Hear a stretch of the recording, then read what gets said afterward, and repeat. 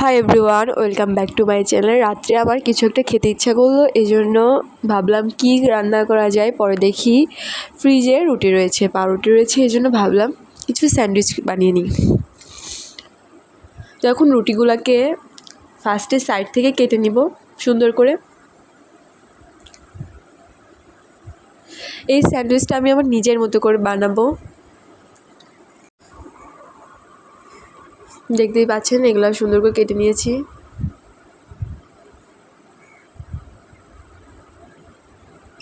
তারপর এটাকেও কেটে নিলাম। দেখুন এখন এই যে আমি 4টা রুটি এখানে নিয়ে নিয়েছি।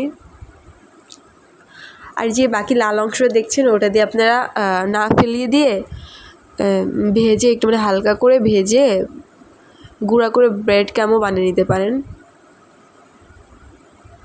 যেটা দিয়ে আপনারা পরবর্তীতে কোনো কিছু ভাজতে চাইলে ভাজতে পারবেন। এখন পেঁয়াজ আর মরিচগুলোকে কুচি করে নিয়ে ফার্স্টে ভেজে নিব।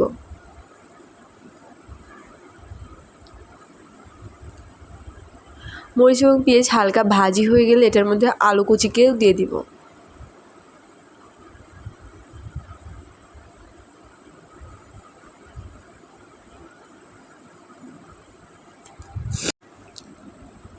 এখন এটাকে সুন্দরভাবে যখন হাফ সিদ্ধ হয়ে আসবে তখন এটার মধ্যে কিছু সামান্য পরিমাণে আমি এখানে মাংস কুচি দিব।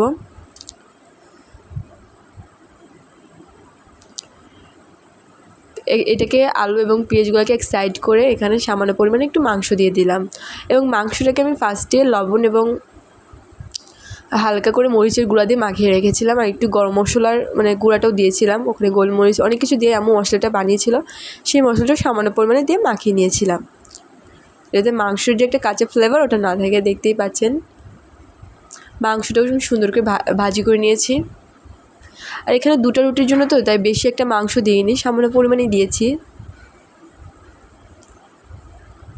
আর এখানে আমি সামান্য পরিমাণে এখানে আমি একটা ডিম অ্যাড করব। দেখতেই পাচ্ছেন ডিমটা দেখতে অনেক কিউট লাগছিল।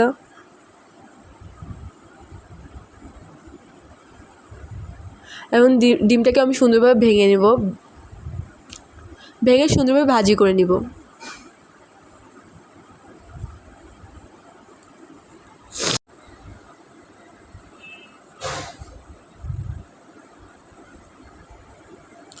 সবগুলোকে একসাথে মিক্সড করে কিছুক্ষণ নাড়াচাড়া করব।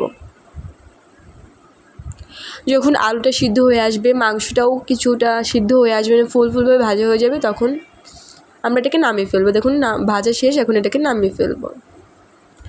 দেখতেই পাচ্ছেন। হ্যাঁ, এখানে 2টা স্যান্ডউইচ বানাবো, তার জন্য একটাকে আমি ফার্স্টে মাঝখান থেকে কেটে নেব, দেখবো এটা কেমন হয়। তাই আমি ছুরির সাহায্যে মাঝখান থেকে কেটে নিচ্ছি। রাত্রেবেলা তো তাই মোবাইলের সাপটা স্পষ্ট বোঝা যাচ্ছে, দেখতেই পাচ্ছেন। এখন এটাতে ভেজে রাখা আলু, তারপরে মাংস আর ডিমটাকে দিয়ে দিব। দেখতেই পাচ্ছেন।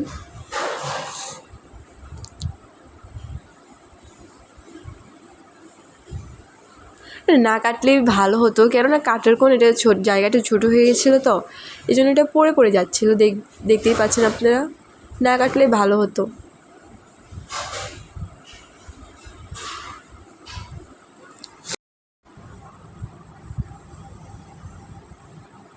এখন সেমভাবে এটাতেও দিয়ে দিব, বাট ওইটার ক্ষেত্রে বের হয়ে যাচ্ছিলো, ভিতরে যে পোরগুলো এগুলো বের হয়ে যাচ্ছিলো, বাট এটা তো বড় হওয়ার কারণে এটাতে কোনো ঝামেলা হয়নি।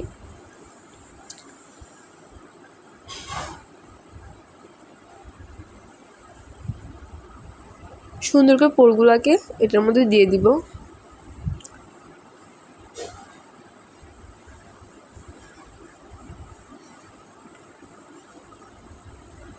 এখন এগুলোকে আমি একটু ছেঁকে নিব।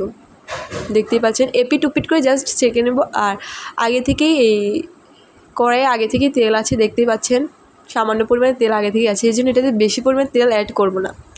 দেখুন অনেক সুন্দর হয়েছে এবং আমার স্যান্ডউইচটাও তৈরি। দেখুন ছোটোগুলো থেকে বের হয়ে গেছে, বাট বড়টা থেকে বের হয়নি। আজকের ভিডিও এতটুকুই। ফুল ভিডিও দেখার জন্য ধন্যবাদ। আল্লাহ হাফিজ, সবাই ভালো থাকবেন।